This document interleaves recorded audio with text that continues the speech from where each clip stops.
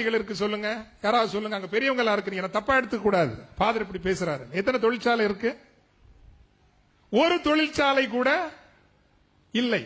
ஒரு தொழிற்சாலை கூட இல்லாத மாவட்டத்திற்கு எதற்கு அனைத்துலக கண்டெய்னர் போர்ட் என்கின்றேன்? எதற்கு? யாருக்காக இந்த வளர்ச்சி? யாருக்காக இந்த அழிவு?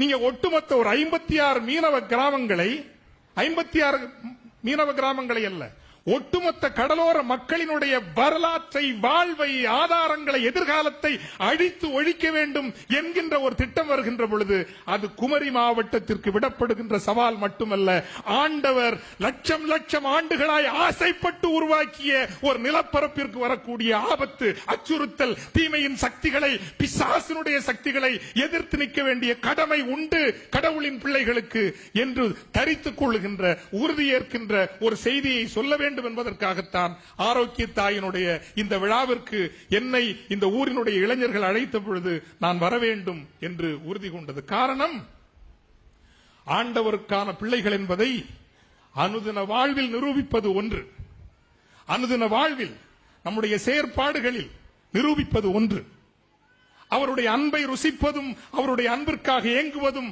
அன்பிலே நாம் மயங்குவதும் ஒன்று. ஆனால் காலம் கடமை என்று வருகின்ற பொழுது ஆண்டவர் நமக்காக உருவாக்கி கொடுத்த நிரந்தர அதிசயங்களை ஆசையோடு பற்றிக் கொள்வதும், அந்த அதிசயங்களை பாதுகாப்பதும் மிக முக்கியமானது என்று கருதுங்கள். அன்பார்ந்த தூத்தூர் மக்களே, நீங்கள் வரலாற்றின் பிள்ளைகள் என்பது உண்மை என்றால், உண்மை என்று நான் நம்புகிறேன். நீங்கள் நம்புகிறீர்களோ இல்லையோ, நான் நம்புகின்றேன். 25-30 ஆண்டுகளுக்கு முன்னால் இந்த பகுதியில் வருகின்ற பொழுது ஒவ்வொருவருடைய தோள்களையும் உடல் வாகையும் பார்க்கின்ற பொழுது அப்படி பெருமிதமாக இருக்கும். ஒரு தாவீதை அல்லது பழைய காலத்தினுடைய மாபெரும் வீரர்களை பார்த்தது போல இருக்கும்.